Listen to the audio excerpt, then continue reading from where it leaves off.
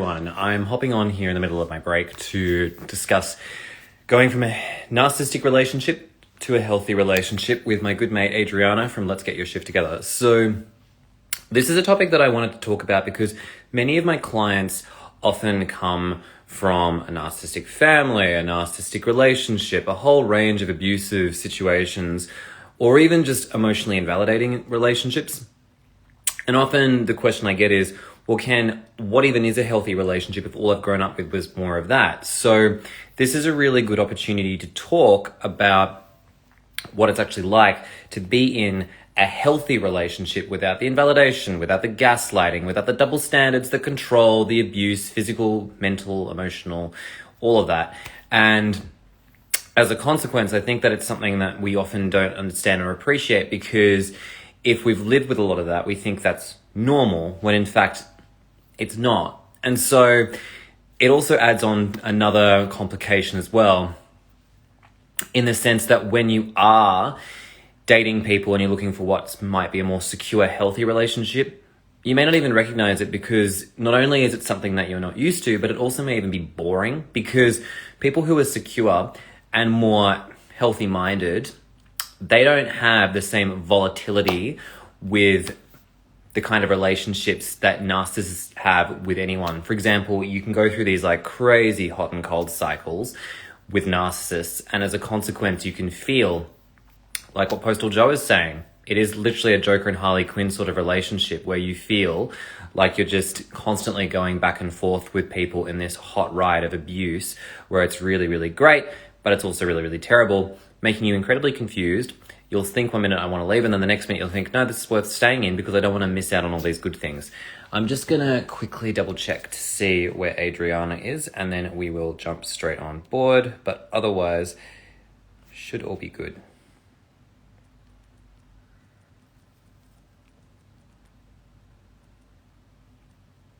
All right. Hopefully that'll all be good on Adriana's side too, so I should be able to bring her on board very shortly. So yeah, other than that, it's also going to be good to have Adriana on board because, here she is, because having gone through this whole experience herself, I think she's the best person to talk about what the transition is like. This party started, so looking forward to doing this. Hello, Adriana, how are you going? Hey, good, how are you? Good. Just managing in lockdown, so my hair's the first thing that will be changing over the course of this journey, and I'm looking forward to what comes with it. So we'll see what How happens. for? It could be anywhere between now and the end of September, so a while. That is brutal. So yeah, you'll definitely have fun hair changes for sure.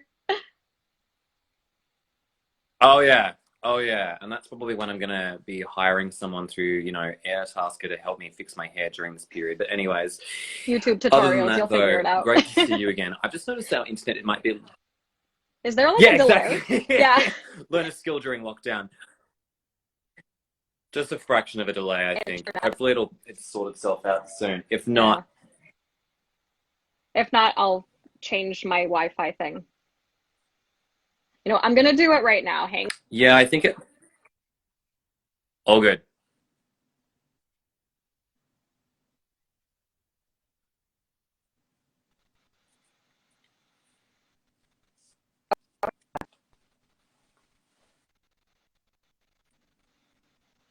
Hello. All Can you right, hear me? that should be better. Yeah? Oh, you changed yours too. Yeah, I can hear you. Awesome. Yay, we're live. No more delays, I think. I hope. No more delays. And look, if it happens that we get a few more delays, they happen and we can always sort something out later, so it's fine. We'll just have to go live again. Oh, wouldn't that be awful? Horrible, horrible outcome. All right, let's do the best we can given the circumstances. So, sorry guys for the connection challenges. Sydney's in lockdown, Wi-Fi's got COVID, so, it is what it is. Anyways, for my audience who may not know you or have seen you in my previous lives, I'd love to reintroduce you, Adriana.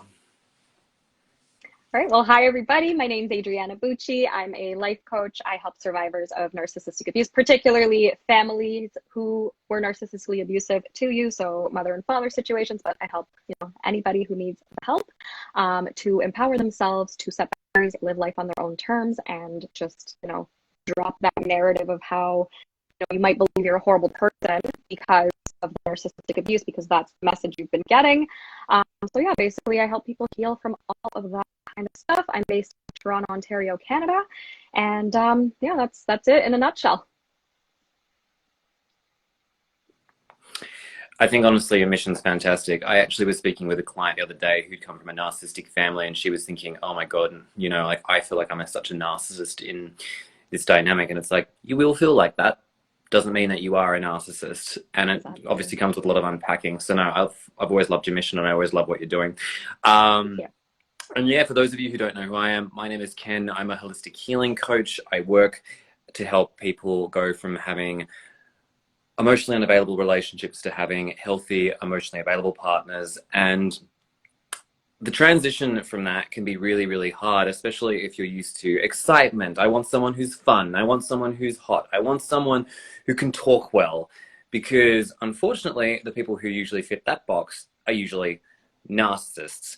And they're much more fun than the regular people who you probably want to be dating, but secretly you probably just don't even realize what they are, how to even have a healthy relationship, which is normal when you've grown up in a narcissistic environment. So Adriana, I remember last time we spoke, you talked a lot. I love the methodology you had of like going on these experiments to find people who were healthy and not narcissistic. Can you share a bit about that journey again with what you did and how that sort of led you to, being with someone who was more healthy?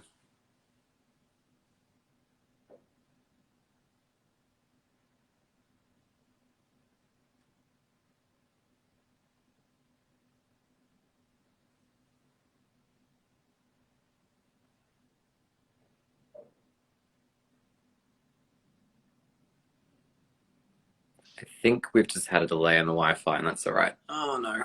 Okay.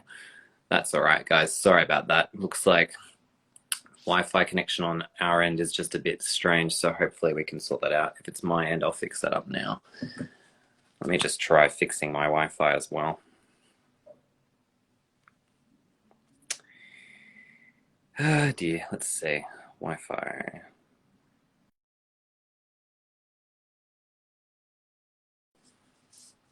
Well, in the meantime, while we're just sorting this out, apologies for that, everyone. Just wanted to let everyone know that really the bulk of what we're trying to talk about today is that transition from going from being in a narcissistic environment where you've grown up and you've just basically felt like you've been invalidated, gaslit, and been sent through a range of different challenges where you feel like you don't even recognize what a healthy relationship is, because you're often looking for people who are more of the same of what you've grown up with, and that can cause you to feel like you can't find that. And we're back, and I think things are better I'm so now. sorry. I think that was my internet that like just completely fucked off right there, but we're good now. It should be all good. Amazing. No, that's totally fine. Look, it happens, and Yeah. so we're all good. What I was just saying before everything went was I really, really, really loved your story that you shared with us last time about your journey and how you went from experimenting, as you called it, with guys that you were dating to getting to that stage where you're able to be with someone who was healthy. And I thought it would be great to hear your journey in detail, because the reason I love it so much is because I think when you've been groomed in a narcissistic relationship or in a family, you don't recognize healthy. And you certainly aren't ready for it in most cases, because you're almost expecting the ball to drop or a bomb to go off, so to speak. So I'd love to hear what it's been like for you and how you went from the narcissist roller coaster to actually getting a healthy partner in your life. Yeah, so it was a disaster actually. Um, great questions. Yeah, definitely a long story. I'll try to Cole's notes it as much as I can. But yeah, basically, I kept dating narcissists because I had no idea what a healthy relationship looked like, because what was modeled to me in my childhood was just absolute dysfunction and having to be the one who tries harder and harder and harder to make things work because something's fundamentally wrong with me. So that's basically what I believed pretty much my whole life. And it wasn't until like I don't know, 5 narcissists in, or like, a number that I'm not proud of narcs that I dated, probably more than that. But at that point, it was just the most confusing relationship of my life. And that was when I went down the Google rabbit hole. So it was like a quick relationship. It was a couple of months long, 3, 4 months. And, the whole pattern happened. So the love bombing at the beginning. And it's funny because what I noticed for myself was that I was so susceptible to love bombing because every relationship that I would get out of, there would be like the devalue discard, right? And so then when that's happening and that's like the theme of the relationship for like the last little bit of it, you want the love bombing from whoever will give it to you. So that's pretty much what I went for, because it's like, oh, this person's showing an effort. They are showing that they care about me. They are being nice to me. This is a new thing. This person actually wants to spend time with me. They don't think I'm this worthless piece of shit. They see like the value in me. How cool. So it's like you kind of keep repeating that cycle because you don't even realize that there is a cycle. So that was pretty much when I started Googling, like, why would somebody come on so strong? And then only a few months later, randomly, they see me as a friend. Like, what the fuck is that? So that's when I started Googling. And then I saw, like, oh, signs you're dating a narcissist. And I was like, okay. And then I was thinking, there were some of the signs related to past relationships. So I was like, holy shit. So it started to make sense. And then, down the rabbit hole, figured out my mom was a narc too. But basically, what I ended up doing at that point was I decided I'm not dating anybody. I'm going to stay single as long as I can and have as much fun as I can because literally I have the rest of my life to be tied down to somebody. So, like, screw this. Enough is enough. I was in my mid-20s and I just wanted to have fun at that point. So I, hung out with my friends a lot. I traveled. I did whatever I wanted to do, and it was great. Of course, only to an extent because I was still living with my narc mother at the time. But at some point when I was like ready to start understanding behavior some more, I went on a bunch of first dates just to see if I could sniff out the signs right away. And sure enough, I could. And so I think just educating myself a lot, and like I didn't really know what the inner work was back then because who knows what that is really. And I went to, I'll share one story about therapy. The first time I ever went to therapy, it was because I was dating a narcissist and I had moved out of my mother's house impulsively because she was trying to control me and all that. So I had an appointment with a therapist and I was telling her all this stuff that was going on. And the guy I was dating at the time basically told me, because I was so stressed out with this move and everything, and I was just kind of venting because like I was under a ton of stress, and then he snapped at me.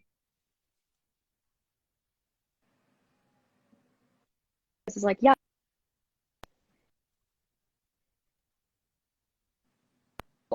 So I'm just going to stuff everything down. And then, of course, that relationship lasted a year longer than it needed to.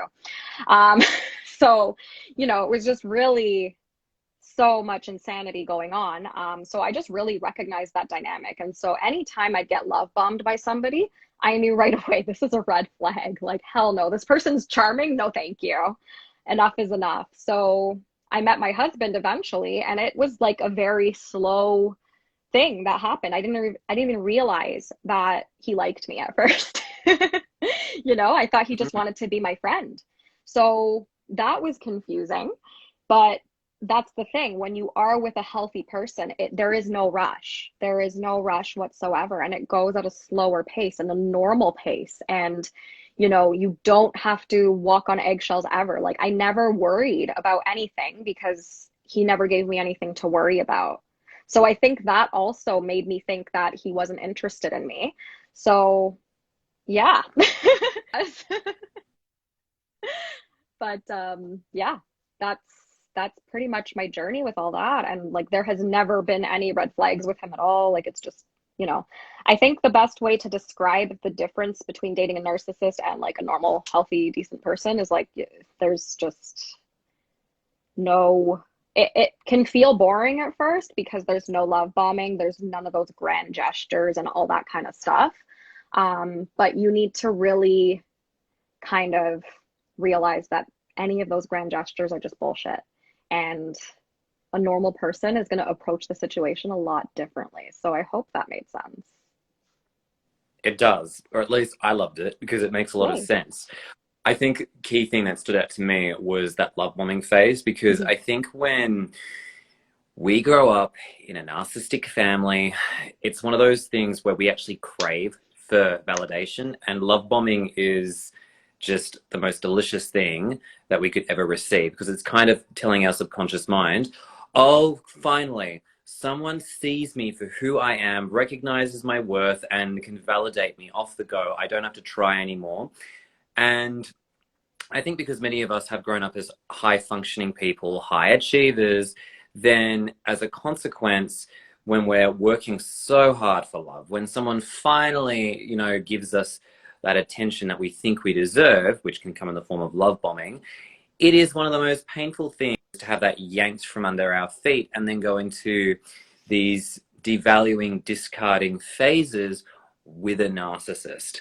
And so I think a lot of the challenges for many of us is discerning that love bombing phase at that early stage, because it can be really brutal for many of us, because we think to ourselves, oh, well, this is what love is. It's like, no, this is just bullshit. How can someone validate you without ever knowing you for more than a day? Like, sure, you may have grown up in an environment where you've had parents who one day may turn around and say, you know, something nice to you. You may have worked also really hard for narcissistic teachers or professors back in the day in school or in college, university, who validated you above everyone else in sort of like a golden child type scenario.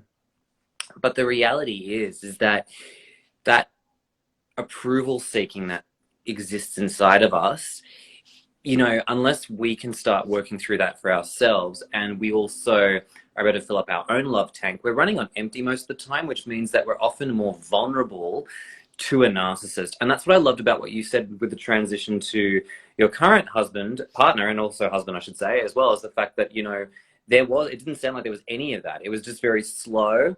It was, as you said, more like a friend. And that's one of the things which I think distinguishes a lot of these experiences, is that when you're with someone who is a friend or is someone who's more of an acquaintance, you build on that slowly, because at the end of the day, what you're getting out of a relationship with someone who is more of a friend is that basis of connection, authenticity. And you can't get that with a narcissist whose only MO is to basically impress the shit out of you and then leave you. Yeah, exactly. Yeah, 100%. They really do dive in for the purpose of impressing you. So anytime you see that someone's trying to impress you, like just take that as a huge red flag. Like 100%. Mm, I completely agree. I have a question for you, Adriana. Based on this, like the transition of going into partnership with with your husband, I shouldn't say current, sorry, your husband, um, is I know that sometimes I've had people who talk about relational anxiety that can come up as a consequence of previous experiences. Was that something you also experienced too, in Oh yeah. like getting, I suppose, comfortable with this new experience? Totally, totally, 100%. And like even like to this day, like sometimes it's rare when it happens, and I'll just be like, okay, so just remind me, you still want to be married to me, you still like me, you still love me, yeah, cool. So 100%, like it totally is a thing. So like, sometimes when I'm like just at a low point, or like if I've just been doing a lot of my own inner work, and then my brain just goes to that old place, it's just, can I just have like a little bit of validation? He has no problem giving it to me either, because he loves me and he cares about me. So yeah, definitely I had like, the thing is, like at the beginning I didn't really have any relational anxiety, because I didn't even know that like he was taking me seriously. So I was just like, okay, cool, whatever. So I didn't really worry like he's gonna leave me or anything like that. Of course, after we got married and all that, like I'd have these random thoughts of like, is he gonna randomly serve me divorce papers out of nowhere one day? No Mm. reason for me to believe that whatsoever. But the thoughts come in, of course, but I inner work myself through them now, and it's like, okay, like I know obviously he's sticking around, and if he doesn't, like his loss, you know, because I've done enough of that inner work that it's like, I know I can survive whatever happens. And I don't rely on him for validation as a person because we are our own separate people. And so I don't depend on him for any of that. He doesn't depend on me for any of that. We're two separate people and we complement each other. We don't complete each other or any of that like stupid Hallmark shit that we've been, you know, led to believe is the way that it's supposed to be. And I think that just perpetuates like narcissistic relationships too. Like we all have like Disney syndrome, I think. Oh yeah, because it's so much easier to have someone fill our holes when we can't fill them Oh yeah, ourselves. So exactly. yeah, I completely hear you on that. And the reason I asked about relational anxiety, and thank you for sharing your story because it's so relatable, is because I have witnessed so many people who've come out of narcissistic relationships who struggle going in to conventional, healthy relationships because they're always testing their partner. And in testing their partner, inevitably sometimes they break up because it just becomes too much for their partner to stay with them in those circumstances. And so I love the fact that you mentioned you've been doing like the inner work on this and actually working through some of those low moments as well, where you're like, what a fool if he were to leave me, because I think that that's a really strong place to be coming from. But also, I think it's one of those things where I feel like people also need to be very mindful too, that transition, and I think Love Bomb MD, Megan talks about this too with a lot of her content. She talks about the difficulty of actually going from that place of severe anxiety in a relationship to growing and becoming more comfortable in committed partnership as well, because it can be a real thing where you're just kind of worried that someone might leave you out of the blue, might discard you, because you've had it happen so much, not only in previous relationships, but also in childhood. Hmm. Exactly. Yeah. Yeah. Megan's page is amazing for that. Yeah, 100%. Hey, there she is. Oh, Yeah, there she it's, is. yeah. Awesome. Yes, anyone follow her. She is amazing. Her page is fantastic. She talks about all of that amazing stuff. Well, it's not amazing stuff, but obviously very useful information for people who go through it. Yeah, 100%. There's so much of that anxiety of like, you're just kind of waiting for the shoe to drop. And if you haven't done your inner work, like you're going to be in that perpetual state of anxiety, whether you like it or not. So it's kind of like you might as well just start doing some form of inner work just to sort of at least get release some of those repressed emotions so that you can make space for the good ones and you'll have a little bit less anxiety. Like just, you know, starting somewhere is better than doing nothing and just continuing to, you know, challenge those thoughts when they come up. Like, you know, if you're somebody who has been in many narcissistic relationships, for example, and then you find yourself with a healthy person and you're waiting for a disaster to happen or for the other shoe to drop, try and challenge that thought, right? Has this person given you a reason to believe that this is going to happen?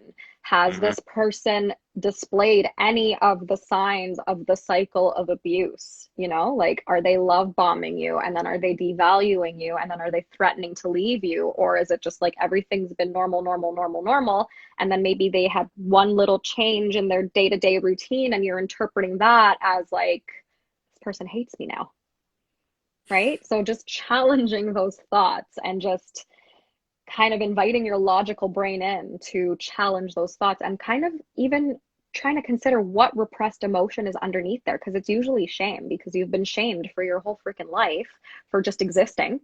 And then it's like, okay, so my existence is an inconvenience. So maybe this is what's happening here. They're seeing what a horrible inconvenience of existence I am, or something like that. And, you know, when you actually challenge the thought and you invite the rational brain in, it's like, no, no, it's just my anxiety speaking. And my anxiety is lying to me. Exactly. It always lies. It always, always lies. Allow it to sit and stay in that suppressed Oh state. no, I think you froze a little. Ugh. Ah. Hopefully I'm Oh, better you're now. back. Oh, good, good. Yes. What I was going to say was, I have often found too that when people don't work through that anxiety, but rather try and almost project it onto their partners, it manifests as Oh their yeah. partner leaving them. And it's really sad because often then that becomes a story of, oh, well, my anxiety did this. It's like, well, you can have that excuse if you want. However, it's not really the truth. It's just that, there was a lot of understandable self-protection because you were worried that this person was going to leave you. But the way to work through that is not to constantly question your partner, but rather to work through it yourself and question it within you, which is, as you said, using that rational, logical part of your brain to work through the muck, because that's where it all is. It's exactly as you said. It's in the shame. It's in the feeling of being consistently invalidated, being considered as an inconvenience. That when one day when your partner doesn't treat you the same way that they've treated you consistently, it becomes a huge meltdown, which is understandable. But I think the thing that we have to understand too is that it's very 50-50 in relationships. It's that it's okay to have those insecure moments. It's okay to ask your partner every now and then, like, do you still love me? And to actually sit with it. Because we're all going to have mistakes in relationships. We're all going to have moments of insecurities which flare up, from anger to fights to confrontation to confusion. And that's okay. Having a lot of it is down the line is problematic, but just letting some of those moments happen where the plate breaks, metaphorically speaking, and you just sort of sit with it and go, right, that just happened. Okay, what do I need to know for myself about this? And rather than trying to put all the pieces back together and be like, oh, it's fine, nothing happened, which is a disaster, be like, the plate is broken. Okay, what did I need to do to ensure that this doesn't happen again?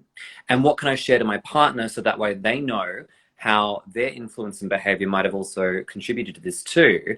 Because I think we're so damn scared to have that kind of conversation because we're worried that they're going to leave us, especially in those heightened moments of thinking, oh, God, like, what does this mean?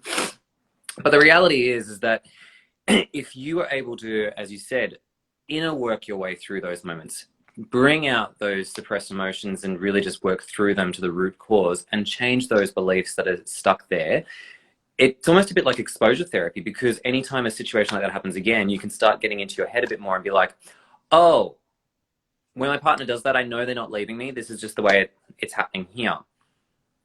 And the other thing too to think about, which is a technique that I often give my clients, is, okay, now imagine if they were to leave you. And I think you had a great answer to that earlier, which is, if they were to leave you, what a piece of shit. Like, they're missing out on someone great.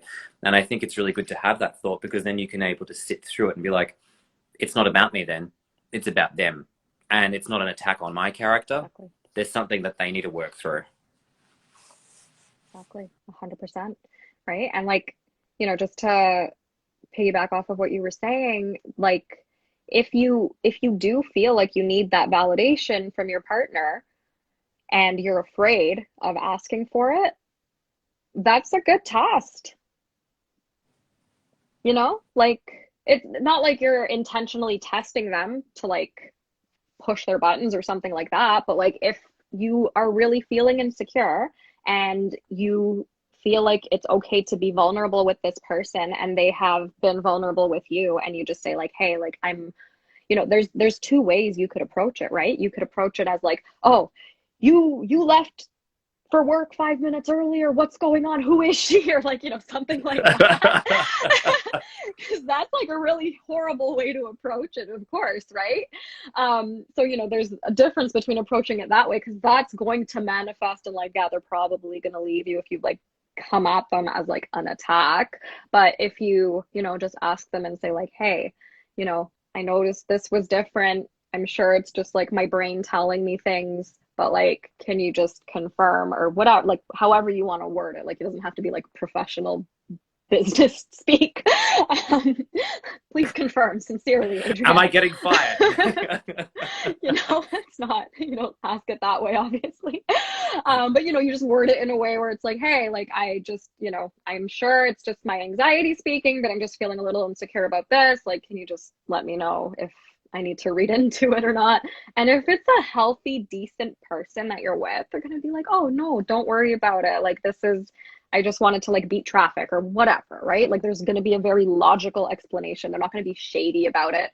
And they're not going to, like, the most important is they're not going to get mad at you for asking, like, we all have our low moments. We all have our own insecurities. We all have our things that we just need some extra validation on sometimes. You know, obviously, if it's like an every minute of the day thing, like maybe go to therapy or something like that, obviously. But if it's not something that's interfering with your day-to-day life and, you know, negatively impacting your relationship and your ability to get into relationships, you know, there's no harm in just asking the question. And then if they do react in a stupid way, then wouldn't you rather know now than 5 years down the line that like this person doesn't really see it the same way? 100%. Yeah. I mean, the other alternative is that you just, you know, construct your own reality and be like, oh, they're leaving me. Okay, better pack my bags then, because this clearly isn't working out for me. Exactly. But if they're going to leave you think, over needing validation, good riddance, bro. 100%. 100%. And there's something clearly wrong. Because, I mean, going back to what I said earlier, I know I said, like, we've got to be careful with external validation, but you still require validation in a relationship to a healthy degree. And, I mean, if your partner's not giving that to you, then, okay, well, that's something that maybe both of you need to talk about and how you can get that, which is totally fine. But what I was going to say, too, is I love how you pinpointed in your example seemingly innocuous moments like the 5 minutes early to work example, because that can be all it takes for someone to feel that sense of shit, like this is going south. And the reason I think that's such a valuable point to bring up is that we overlook those and start thinking, oh, don't worry about it, I'm crazy, don't think about it. That is not a helpful thought to have. I mean, sure, that might be your way of coping with it in the moment, being like, oh, I'm not going to worry about it now, I don't want to seem crazy. But that actually doesn't help you in those moments to process those feelings of like, oh God, like how am I going to work through this? It's better to go, okay, get curious. What am I feeling in this moment? What is it telling me in this moment? Why do I feel that my partner leaving me 5 minutes early is causing me to have this feeling of intense anxiety? Because it's going to be those small moments which eventually will build up to a big moment of passive aggressiveness, a fight that blows out. And of course, it's never about the fight. It's about the things that led up to the fight. And then that, if it doesn't get resolved, can lead to contempt, resentment, which ultimately can destroy a relationship quicker than anything. So I just love that you brought that up, because I think overlook the little things that happen, those little fractures. And I think, as you said, when you address it with your partner, you take it directly to them, that's when you can start working through that, rather than being like, oh, well, I guess I can just imagine them leaving me, and then becoming more distant in an attempt to try and protect yourself, because that never works out. Right. Exactly. 100%. It's, you know, yeah, that's exactly it. You definitely, yeah, there's no, even, you know, doing some rage journaling in that moment too, right? If you're having that pang of anxiety, just pen, paper, 20 minutes, vomit on paper, every like intrusive thought that comes in, every single thing that's going to go wrong with the fact that your partner left 5 minutes early and what that means.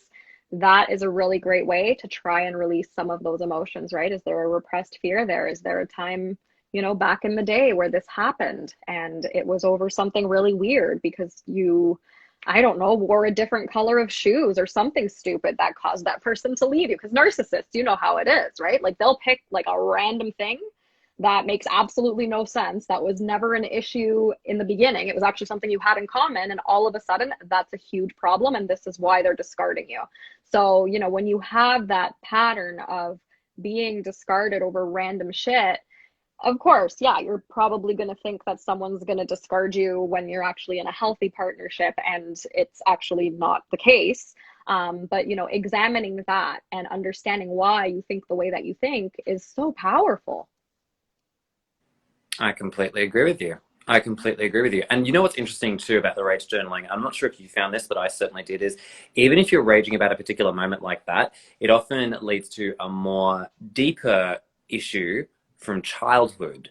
And so often it's never to do with the actual person that you're working with. It's often to do with an action that occurred to you when you were younger. So your reaction in the moment is often to do with an invalidation that you received in those moments. And swinging back to what you said about, you know, the narcissist versus the, you know, a healthier person.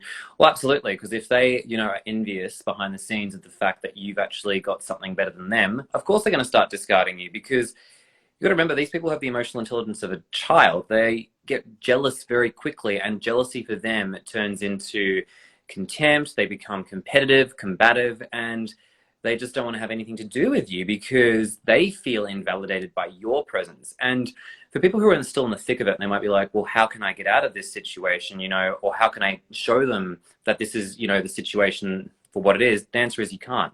They will never look at this situation and go, oh, wow, look at my behavior. Look at how, you know, incredibly invalidating I am to people. And the thing that I also want to stress too is that from my own experience, particularly with my family, is for the longest time ever, I tried to show them their behavior. I tried to change them. I tried to be like, let's go to therapy and work through this. And ultimately, this is the harsh truth. The only person that can unfortunately change is us. And it might seem really terrible. It might seem really awful that we have to do all the work to carry for these people.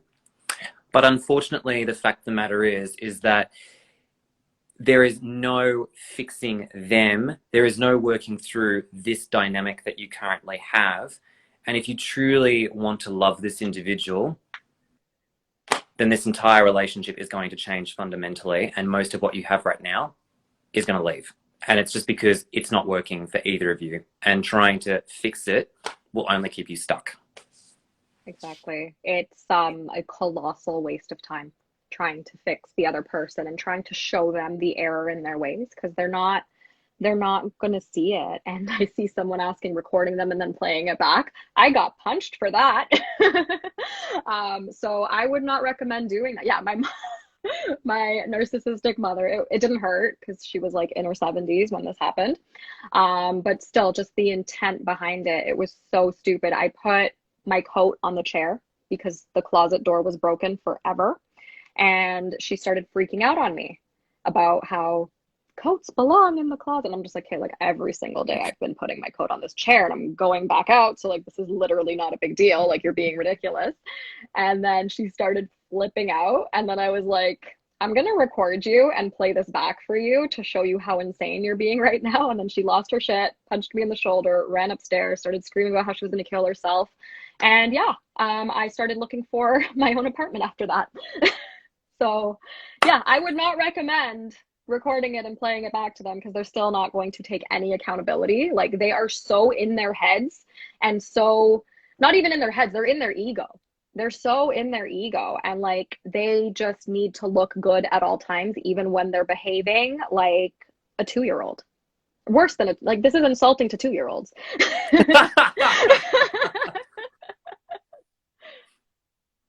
I've met some incredibly emotionally intelligent 2-year-olds in my time, and they don't act like that. Exactly. Like, I know a few 2-year-olds who are way more mature than any of the narcs I've ever met in my life. I'd happily date a 2-year-old if it wasn't legal. Yeah, that would be yeah, that's, but my point is that, you know, don't do that. my point is that you're absolutely right. Like, I think that, you know, it's one of those things where when someone's throwing a tantrum like that because you're presenting evidence to them and being like, this is the way you're acting, a healthy human being will probably look at that and go, you're absolutely right. I did act badly in that situation. That was terrible of me. I'm so sorry. I want to work through this. And you will see gradual change. And that brings me on to something I really wanted to share with you all about the difference between a healthy person and a narcissist. Narcissists love to throw this word around like, I'm going to change. It's like, no, you won't. And the reason why they won't compared to a healthy person is because change is fucking hard. Do you know how long it's taken each and every one of us to be the person that we are today?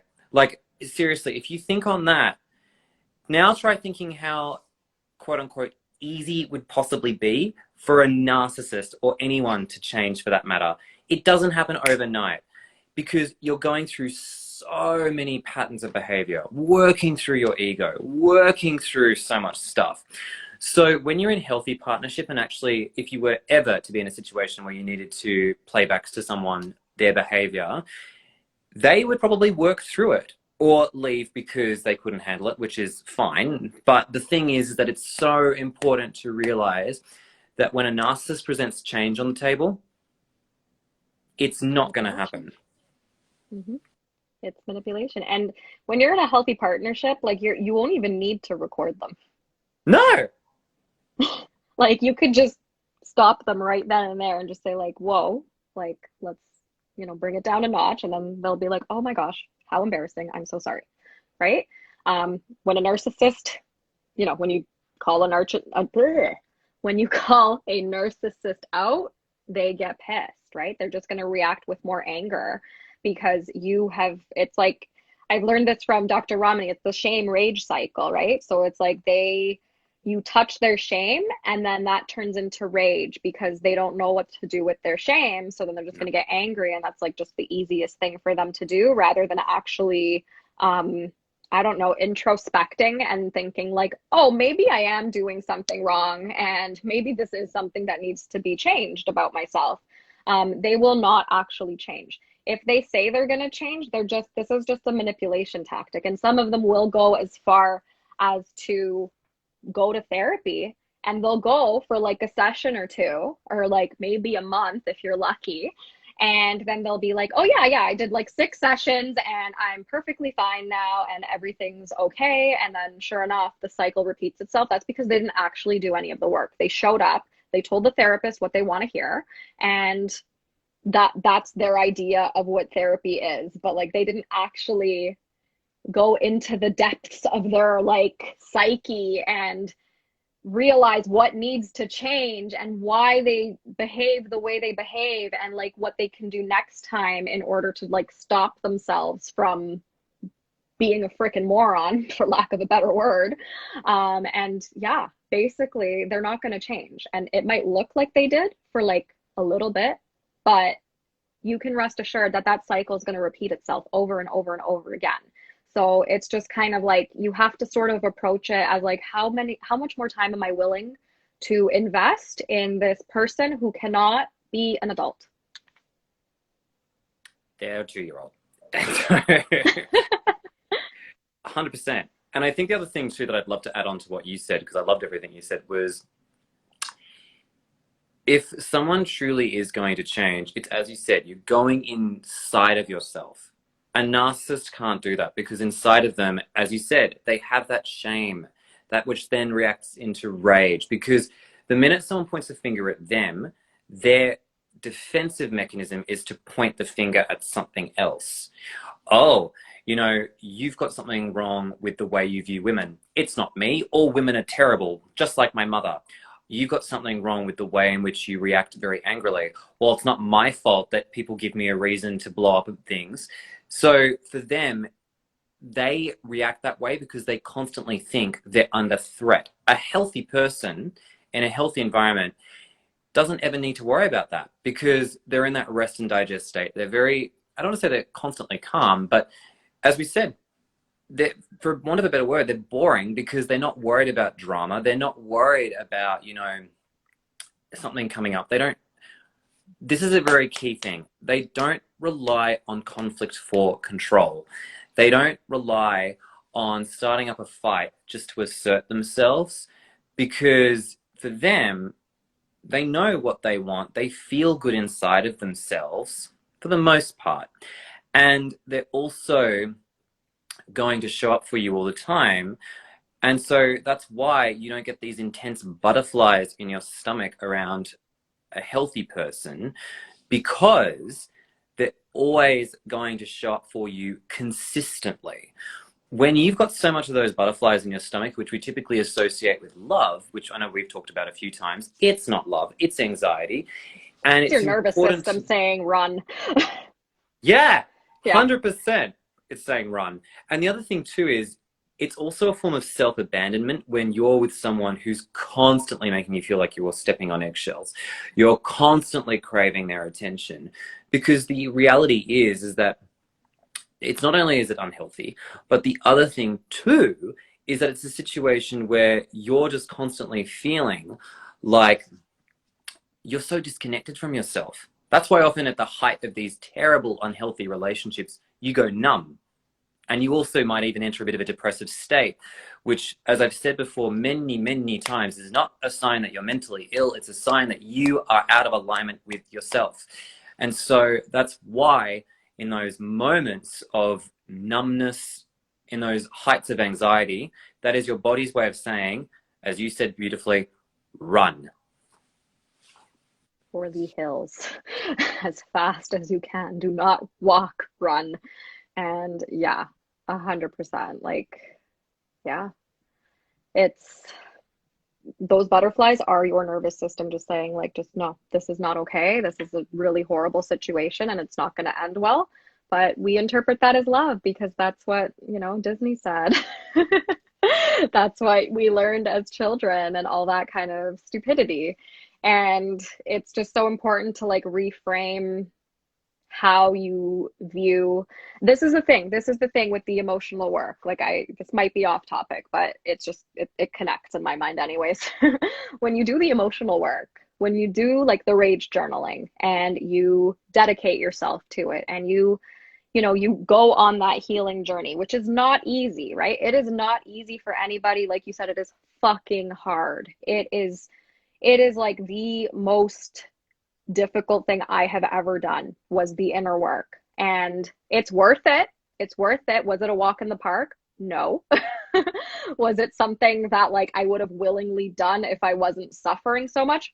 Probably not. But at a certain point, you have to realize like, okay, this isn't working for me anymore and I have to do something different. And everything that I've tried already is obviously not working. Because, like, I don't know about you, but like for myself personally, I did therapy for years and I got no tools or no strategies on like what to do. No one told me to feel my feelings. So like, I just didn't even understand that like feeling your feelings is the inner work. So, I mean, there's definitely like a disconnect with like, all of that kind of stuff. But I mean, that's just a completely different topic altogether. And of course, there's the unicorn therapists out there who get it and they know how to tell people how to feel their feelings. But where I'm from, it's like you kind of just get what you get, who you get, basically. And there's like waiting lists. So it's like you're lucky if you find a therapist within a year or something like that. So it's just, the pickings are slim. But anyways, that's a different rant for a different day.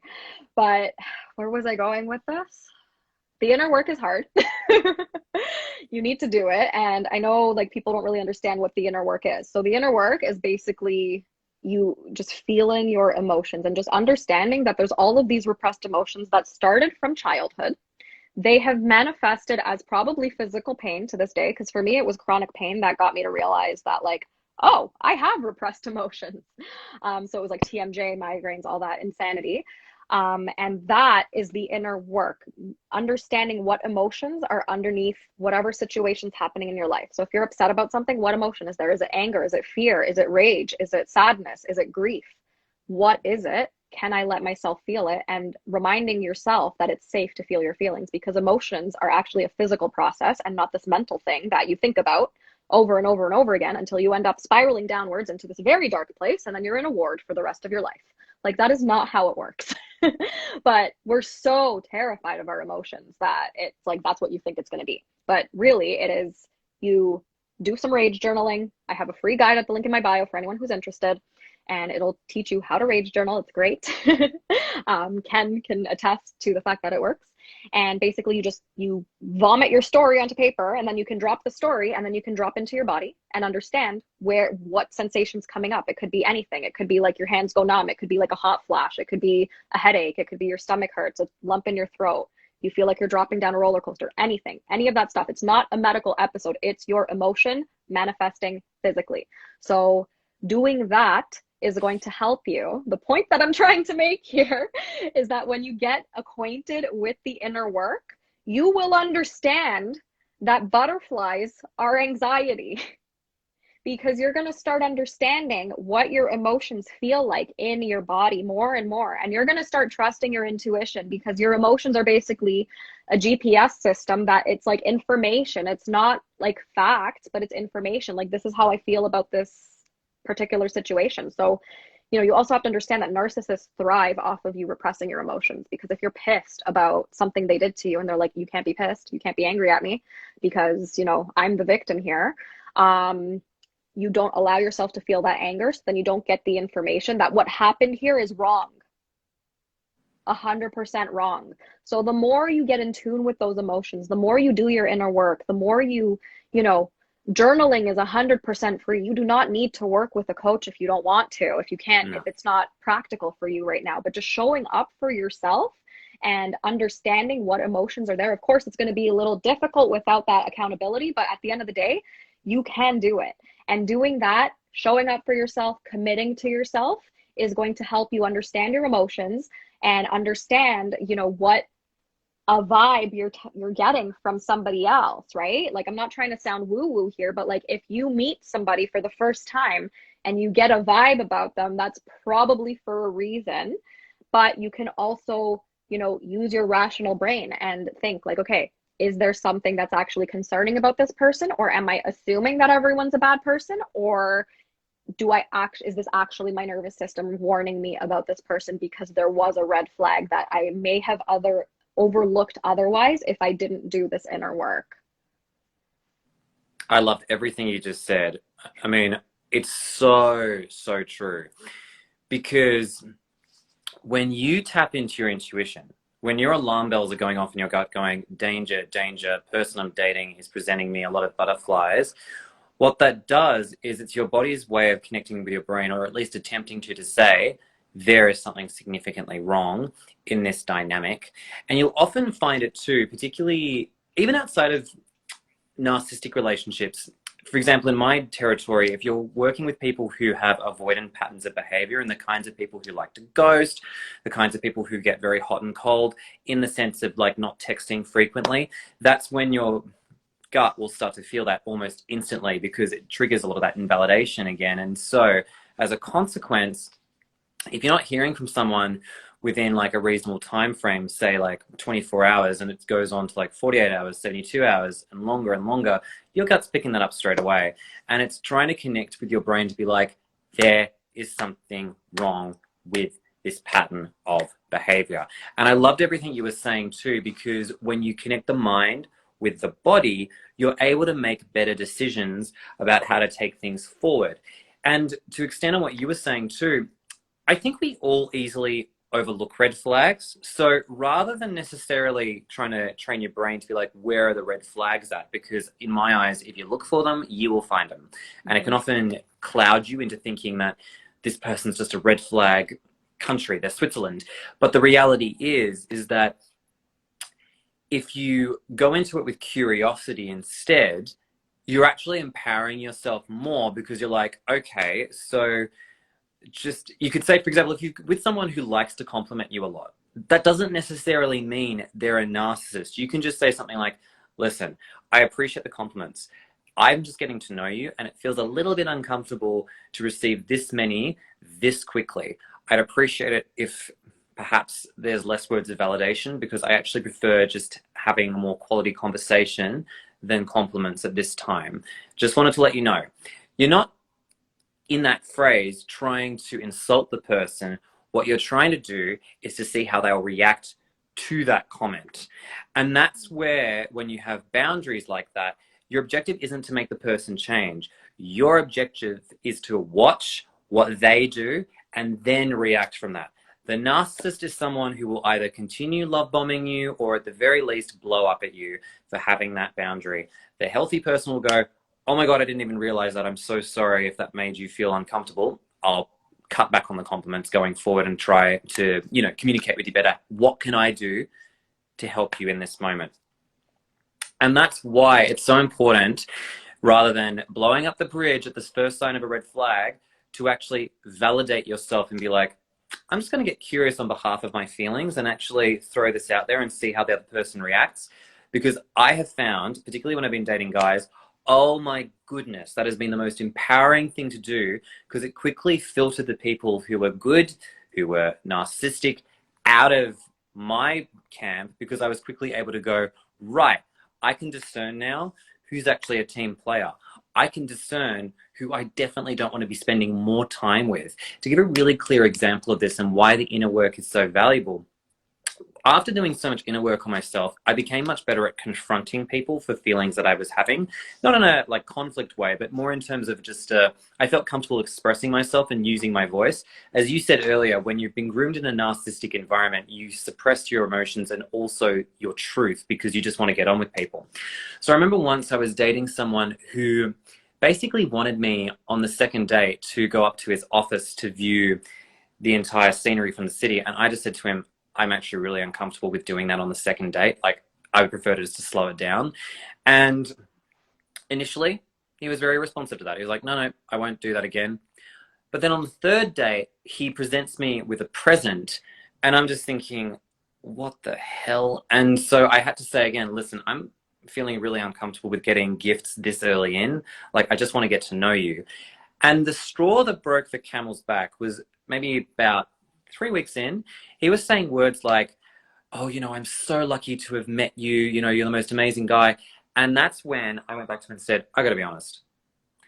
I am so uncomfortable that like I should not be getting compliments like that this early in to dating. And that's immediately when I called him up and said, I'm going to take 48 hours to really reflect on where I'm at with things.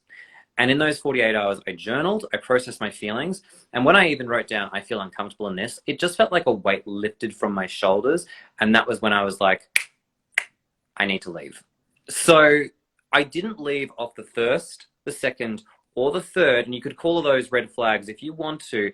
But for me, I got curious because I was validating my own intuition in each of those moments to make sure that I was empowering myself to make a decision that felt good with me. Exactly. And you did it right, honestly. Like it's, they say like after the first red flag, run, but you called out the first red flag and he responded the right way to that first red flag, right? So of course, like give it another chance. So that's, it's so good that like you saw more of those red flags very early on and then you ran when you decided to run and you journaled about it and all that stuff. Because yeah, you should not be getting those types of compliments that early. That's definitely love bombing 100%. And, just to like give you an example of like a decent compliment, when me and my husband first started talking, for example, like he didn't do any of the love bombing. So, of course, had no clue that he was interested. But he, right? But he said something like, oh, like I told him something that I had struggled with and overcome, but like it was like we were on the topic of it and it wasn't like we were just having a conversation. And he said, wow, that's amazing that you got through that. I have so much respect for you. That is a good kind of compliment, right? Because he wasn't putting me on a pedestal. He wasn't saying I was the most amazing person he ever met and like this was the best achievement anyone could ever have. No, it's I have respect for you because you went through that and you worked through it and that's amazing, right? So like those are the types of compliments, like you can't go to somebody and start like love bombing them with all these compliments of like, oh, we're twin flames, we're soulmates, you're so much better than my ex. Like I never got compared to any of his exes, which was awesome. Like it was different because like I never had been used to that before. But it was cool. Like cool, I have like nobody being compared to me. This is great. So yeah, like those are basically the red flags that you need to watch out for, and you did it right because that's a pretty fucked up compliment to get.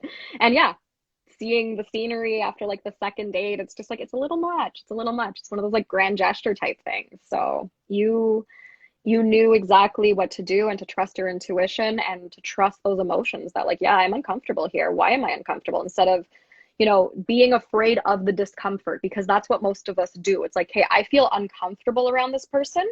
So I'm just going to numb this out. I'm going to numb this emotion out. I'm going to do something else. I'm going to keep myself busy with something else and ignore it completely. And that's a really epic way to waste time with the wrong person. It is. It is. And I love what you said as well, because the difference between a genuine compliment and love bombing is all in the way it also impacts you as well. Verbally, I could say something like, well, the difference between love bombing is exactly as you said. It's when you compliment someone for something that's true and authentic versus flattery. That's a very different thing.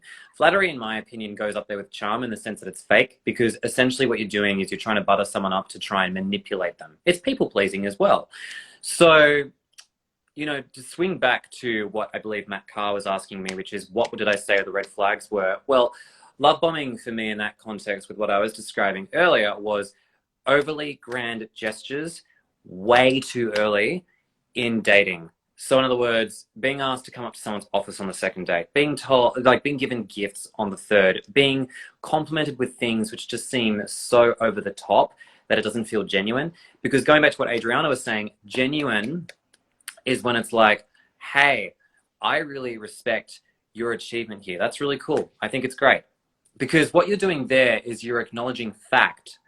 You're acknowledging things that are real. Like, for example, if you'd gotten to know someone over a long period of time and they were really good at listening, you might have picked that up and go, I really like the fact that you can actually listen to someone and sit with them. But you may not get that on the first date. Like, if you get that on the first date, to me, I'm just like, what?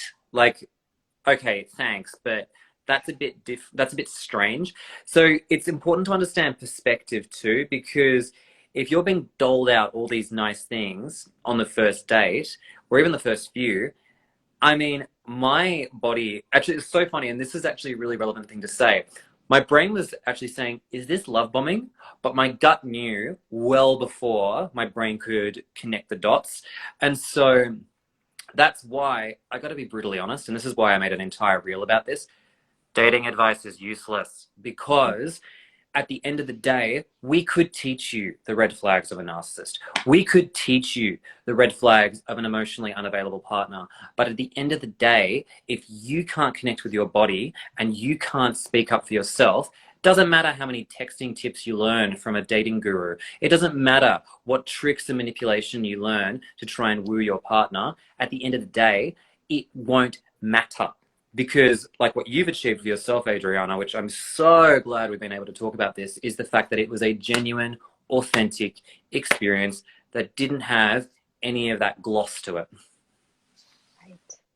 Yes, exactly. The gloss. I love that term, gloss, right? Because it's like they're narcissists are basically painting a coat of gloss on themselves to cover up shit. Like that's basically what it is. And it'll come out soon enough. So yeah, this is why it's so important to do the inner work, because like you said, we can talk about all the red flags for like an entire day, and we can talk about like all the little random things, but at the end of the day, your gut already knows. So this is why it's so important to do that inner work so that you can, you know, trust your gut, which is so hard to do, right? Like, I'm not saying just trust your gut and everything's going to be okay. No, like you have to work towards it, right? Like you can't just to think about it, it did not take you overnight to not trust your gut. It took you your entire lifetime to not trust your gut. So it's not going to take you overnight to start trusting your gut, but starting somewhere, one baby step today, one baby step tomorrow, making that commitment to yourself. Because at the end of the day, relationships are great, but the relationship you have with yourself, like that's the longest one you're ever going to have. Like you're stuck with you from birth to death, no matter how you slice it. Even if, you know, you have a conjoined twin, you know, you are still stuck with you.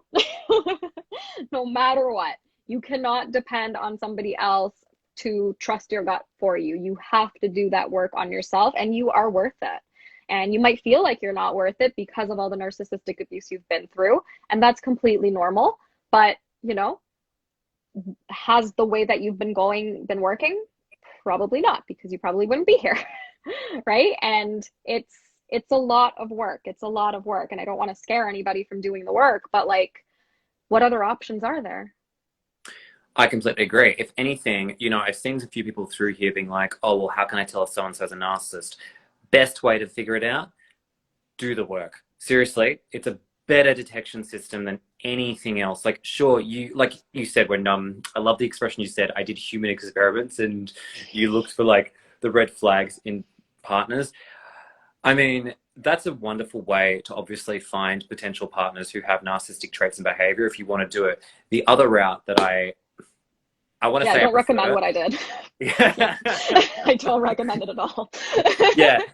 The reason I recommend doing the inner work over this too is because you will get your own narcissist and emotionally unavailable partner detector so much quicker, because when the minute your gut goes off, you're like, time to get curious. What do I need to know about this in order to empower myself to make the right decision going forward? And you'll stop wasting time with the wrong people too. And I also want to make it very clear too that, based on your experiences too, you don't have to do the work to be in a healthy partnership, but it really helps. Like, it Helps a lot. significantly boosts your chances. Yeah, 100%. Right? Like you don't have to be, yeah, exactly. You don't, that stupid quote, you can't love somebody until you love yourself, or like you're never going to be loved until you love yourself. Like fuck off. Like that's bullshit. It's not, none of that shit is true. It's, you can be an imperfect person who has not done any inner work and still be worthy of love from a healthy, decent person. you know Doing the work is going to be a fuck ton more helpful than not doing it. 100%, because you'll be able to start trusting yourself and all that. But like, it's not like you're going to be doomed to continue repeating the cycle just because it's been repeating over and over again, right? Like once you realize first and foremost that you have been with a narcissist or whatever, you can't unlearn that because you've already learned it and figured it out. So you're going to be able to figure it out like much sooner. And you're going to be able to see those signs of love bombing much, much sooner. And, of course, do the inner work, but don't think that like just because you haven't done the inner work, you're unworthy of, decent, basic human respect from another person, because that's just like a birthright. Like that's just a given. Like we should all be treated equally with basic respect, basic human decency. Obviously there's other issues that, societal issues and all that, but like in a partnership and all that you're not asking for a lot. Like you're not imposing a lot just for like the basics. So you're worthy. 100%. Do the work. It's going to help. And if you don't want to do the work, at least take a year off from dating. Just take a year off. Take 6 months to a year just to try and figure out who you are, what you like, all that stuff. And evidently that ends up becoming the work regardless. So like, no matter how you slice it, you got to do the work. Like you're going to be doing it whether you like it or not. So you might as well just start. There's no escaping it. I completely agree. Because when you're spending time alone, you're spending time with you and getting to know you. And I love what you said about how when you were on yourself, you were just like going on vacation, doing things for you to enjoy your life to the best of your ability. Because that's the best part about it too, is that you're really connecting to know more about, who you are, what your non-negotiables are. And I think the other thing too that I love about, everything you've shared is the fact that when we're doing all of this inner work for ourselves, or when we're just spending time alone, we're actually getting out of the thick of that codependency cycle. We're not, yearning to be in relationship with someone else anymore, because often the trap that gets a lot of people into these toxic relationships is loneliness. And that's not literally being not being with people around you. You can be lonely with people around you, particularly in bad relationships. And that's not just with romantic partners. I'm talking, you can have friends, family, who you just can't emotionally connect with. And it's often when you're at your lowest at those moments that you often go off and connect with other people who, quite honestly, exacerbate that loneliness even further. So the value of the inner work, or even just spending time on your own, is, and I think, Adriana, you could probably attest to this too, is you start recognizing who your tribe are, because you kind of go through this pilgrimage spiritually, for want of a better word, where you start kind of casting off people who, just drain your energy, you can't connect with emotionally, and you start picking up and working with people who always show up for you. The people that once upon a time you might have been like, they're boring, but then you look at them differently and go, they actually show up for me all the time. I want to be with more people like that. And so often when I get people who come to me being like, Ken, I've never been in a healthy relationship, I don't even know what it looks like, my go-to response is, Well, look to the existing relationships that you have that are the things that you want in partnership. Consistency, emotional availability. They talk about their feelings, because even your best friends can be some of the best templates for more of what you want. And then it becomes focusing and reshifting your energy so that way you give 80% of your time to that versus what you were giving to before. Because often I found too that where I was devoting most of my attention was to the narcissistic, emotionally unavailable people, because I thought I had to work for their love. And so I put more effort and attention into that and discarded the people who were always showing up for me. Exactly. Exactly. And then you don't even realize that the people who are always showing up for you were always showing up for you because you're so used to the narcissistic abuse dynamic that it doesn't even make sense that, oh, okay, these people actually do respect me and they like care about me and they actually would be willing to help me in like a crisis situation. So yeah, it's so important to, I love that idea where like you just look at your friends and look at your circle of people around you and just see like who has just shown up with no drama. 100% agree. Yeah. And I think it's a really important thing. I guess my final question for you, Adriana, considering that, you've done an amazing thing in your journey, apart from having like an emotional exorcism and escaping the many narcissists in your life. If you had to give someone who came to you and being like, hey, Adriana, I want to know, like, what is your definition of a healthy relationship? What would you tell them? It's a really loaded question. um it can look different for different people, right? Like it really depends. Like I can't give you my template of like a healthy relationship because like I have a different lifestyle from whoever's watching this, right? So it just really depends on so many factors. But a healthy relationship, it's gonna look kind of boring, especially if you're used to, emotionally unavailable people, toxic people, narcissists, if you have that pattern. So it's going to look like pretty much the complete opposite from what you're used to. And it might not even look like it's going to become a relationship. So, just kind of having no expectations is probably the way to go, first and foremost. And, like just seeing how the other person reacts, right? Like, and creating that self awareness within yourself to understand how you react to things too. So it will just look like something that is not love bombing. They're not gonna like unnecessarily compliment you and put you on a pedestal. That would be like the first thing. Like if they're putting you on a pedestal, probably a red flag. And if you call them out on it and they get angry with you, red flag for sure. So, are you able to talk to this person about what's on your mind without them exploding on you or making it about like they're a victim somehow and they just sort of flipped the whole fucking thing onto you for some reason? Uh, so just looking for things like that. Like it's gonna feel like a friendship. It's gonna feel like there's not gonna be those butterflies because again, that's your nervous system reacting to something that's unsafe. So just be aware of that. Don't chase that high. Don't chase that like chemical feeling of like, oh my God, this is who I've been waiting for. No, it just does not work that way. There's like no such thing as soulmates. First of all, we need to throw that idea into the garbage. You can create your soulmate. So when you meet that person, there's not going to be that weird spark. It's just going to be like, okay, this is a person and I'm a person and that's it. Let's see what happens. And just kind of approaching the situation with like curiosity more than anything, right? Like, do they ask you questions or do they make everything about them?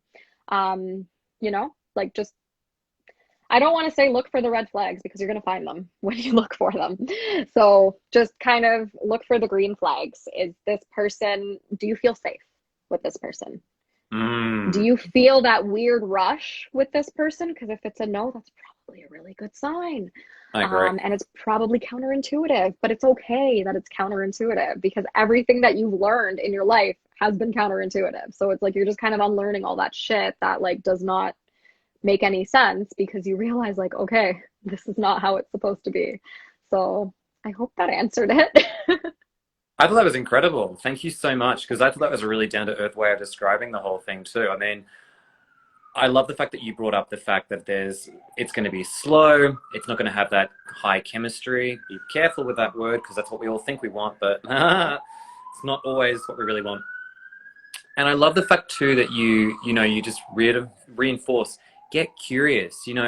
Does this person show up for you? Does this person put you on a pedestal? Does this person, make you feel safe? And that's something we've talked about many times before, which is the importance of feeling safe in a relationship. Because I think that we have a tendency to, this is something that I learned in my journey, and it's probably the final thing I'll say on this, because it's really important, is be mindful of your own actions too when going into partnership. And what I mean by that is, I have often gone into partnerships sometimes admiring but not appreciating the person. And what I mean by that is, I've often inflated the good things I liked about the person and made them 100% of who they are. And when I was disappointed in them, it hurt hard, because essentially what I was trying to do was, I was pedestaling them hard because they were pedestaling me. And so as a consequence, I made them out to be this person who could do no wrong.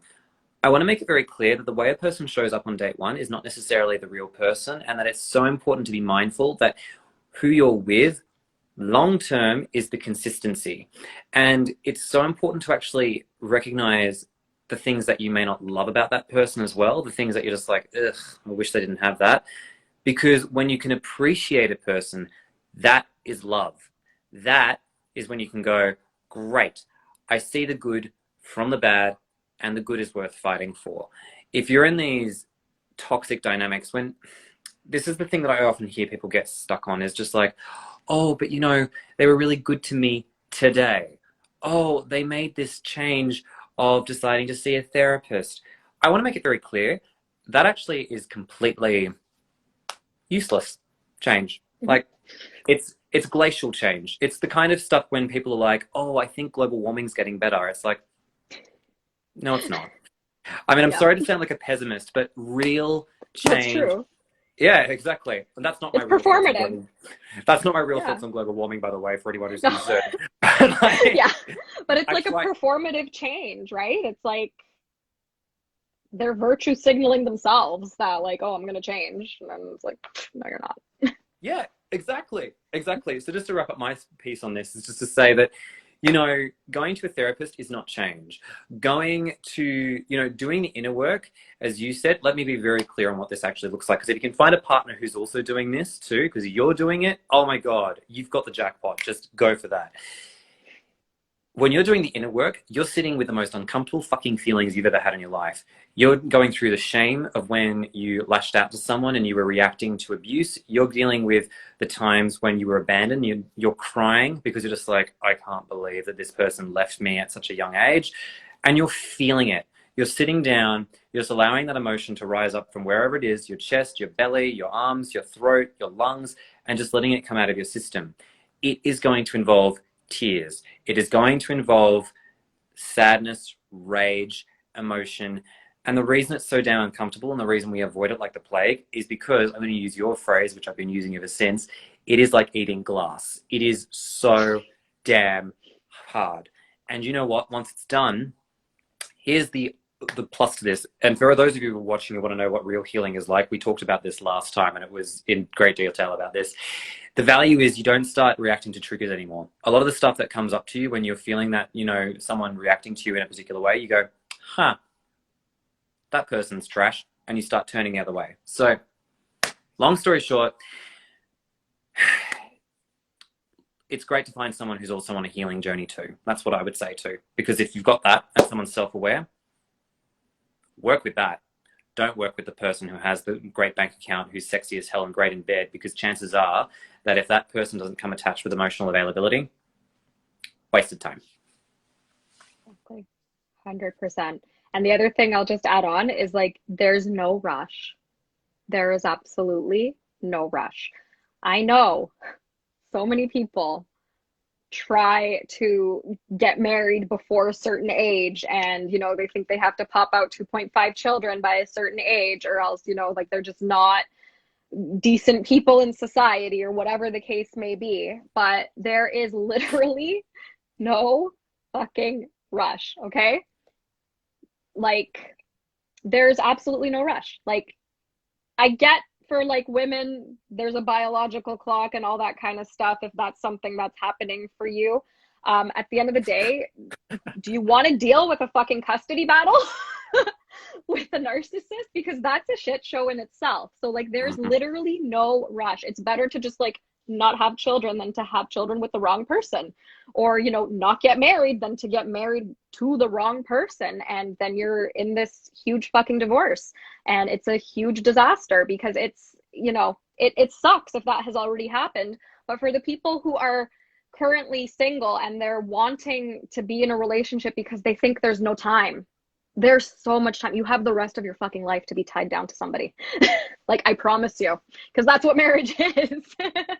And you know, there's no like, okay, society, whatever, like fuck society. Everything with society is wrong. First and foremost, there's nothing wrong with being in your 40s and being unmarried. Like, who cares?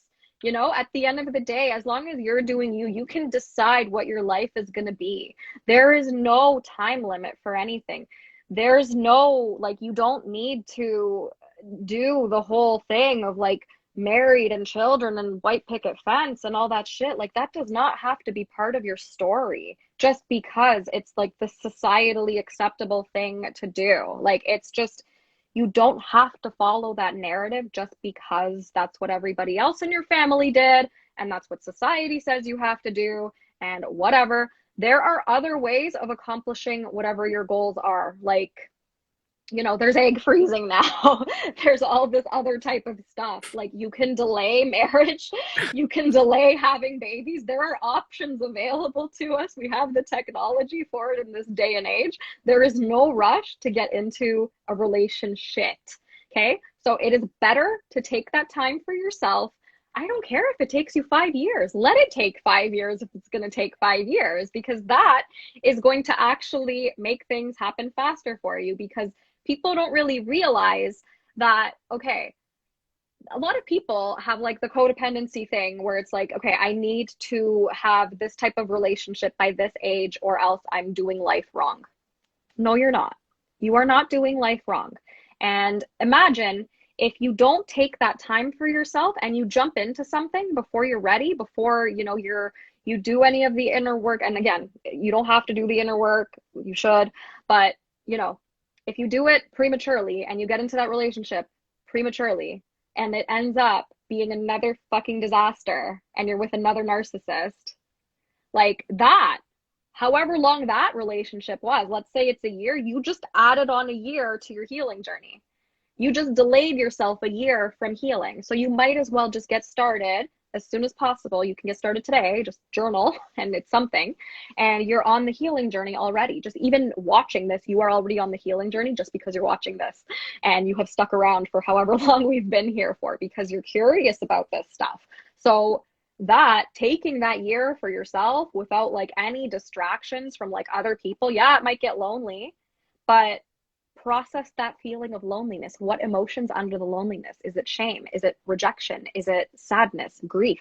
Whatever it is, process that instead of getting into a relationship with potentially the wrong freaking person just because they're there and they're giving you the attention. So just wanted to throw that little rant out there, because it's just such a problem. Like, people just really believe they have to have all these things accomplished by whatever age, and it's like, you really don't. No, you really don't. And now I've got more stuff to add to that too, because I thought that was brilliant. No, I loved everything you said too. And to add on to what you said as well, it's just like, here's the reason why the inner work is so important. And this is something I don't think either of us touched on, but trauma in the body is those unprocessed emotions. So the reason we act as people pleasers, perfectionists, go-goers, high achievers, as do-gooders, as peacekeepers, is because of trauma. When the trauma is still there, we are going to continue acting that way. That's why the inner work helps you overcome those patterns of behavior that have kept you in these situations. If you still have those traits and qualities that I just listed, you are at high risk of being with another narcissist. I'm sorry to paint it in such a bleak picture, but it is the reality of it, because there is no need to be a perfectionist, a people pleaser, a go-goer, a peacekeeper in a healthy relationship. If you still carry those behaviors because of the trauma in your body, then it's just going to lead you to being groomed for a narcissist or an emotionally unavailable person, because they thrive off that kind of dynamic. That's why we're preaching so hard about the inner work. And the second thing that I wanted to say, and this is my last thing, I promise, is I have actually watched this now happen so many times, and I've also seen it happen, for both of us too, which is this thing of like people coming up to us being like, I think my partner might be a narcissist. I think X and Y might be, an emotionally unavailable person, blah, blah, blah. I want to make it clear to everyone watching this. Even if I were to tell you, yeah, it sounds like that person is a narcissist, at the end of the day, my advice is not to actually tell you to leave. I will just be like, yeah, that sounds like a narcissist. It's up to you to make that decision for yourself. I have watched far too many therapists, coaches, people just say, just leave. You just need to leave. Let me tell you why that will backfire. Because you did not make the choice yourself. Because you did not make that choice knowing you could trust your intuition and validate yourself. The number of people who've listened to someone else pedestal the therapist, the psychotherapist, and then been like, oh, I'm going to do what they say, have failed because they've often gone back into the toxic relationship because they couldn't figure out how to connect with their intuition. So I just want to make that piece, because I've seen this happen far too much, and that's why I will never tell anyone in a toxic relationship to leave, because it's not about leaving, it's about connecting with yourself. Exactly. 100%. Could not agree with you more. And yeah, absolutely. Like, yeah, obviously leave. That's the general advice. But if you are not embodying believing, and like, here's the thing. I think my partner's a narcissist. What do I do? If you're even asking the question, like, there's obviously a problem, right? So reaching out to whoever, like, I can't even get to my DMs because like I just cannot. So no DM advice. um, it's a physical impossibility on my end. Like I can't get back to messages for weeks because it's insanity. And it's always like the same question over and over and over. I think my partner's a narcissist. I think my partner's a narcissist. And I'm not shaming anyone for DMing me, but like, unfortunately, I will not be able to respond. If you think your partner's a narcissist and you are even entertaining this and on this page or anybody's page that talks about narcissistic abuse and you see the signs, why don't you just start trusting your judgment a little bit? Right? Like, if you see that, like, okay, this is the description of a narcissist, this is what I'm going through, and like these particular situations actually like really fit in with these descriptions, holy shit, how do you feel? Go into your emotions, right? Drop into your emotions. Am I angry about what happened to me? Why am I angry about what happened to me? Oh, because it's wrong. Right? And then that is going to motivate you to actually get out. But until you actually work through it, like, you're not going to get there. And it doesn't matter who you ask for advice. It doesn't matter what I say to people.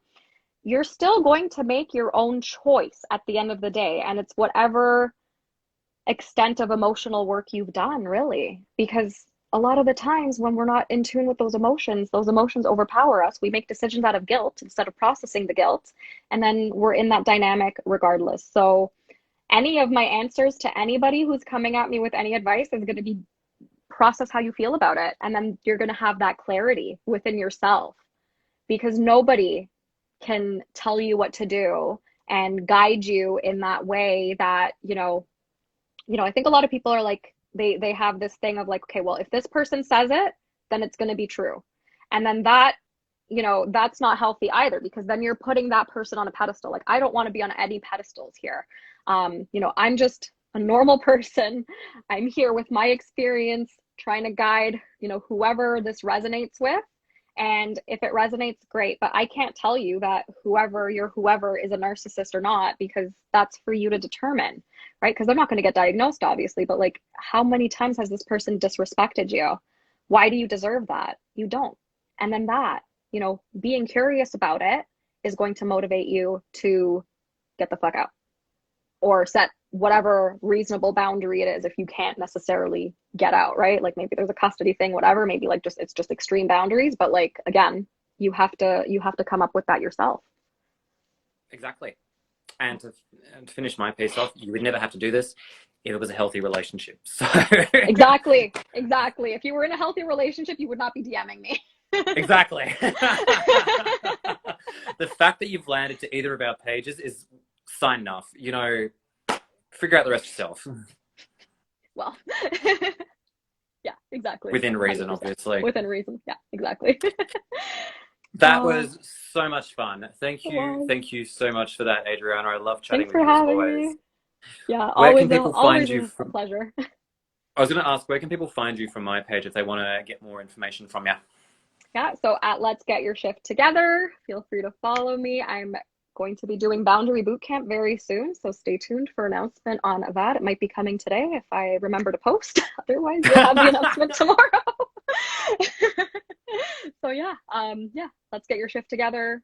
Same website, same TikTok, same whatever. That's where you find me.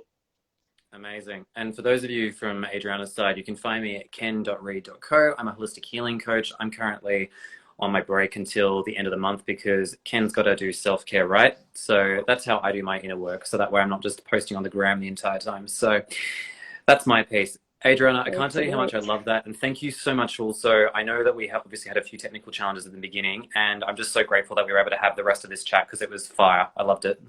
Yeah, I loved it too. It was fantastic. I'm glad our technical issues got sorted out, and always a pleasure talking with you, Ken.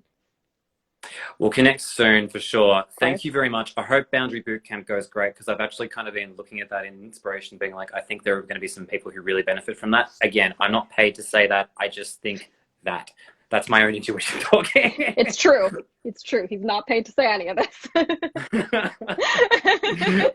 All right, guys, I'll let everyone go. See you later, everyone. Have a great day, Adriana, and thank you very much for coming to our TED Talk. Take care.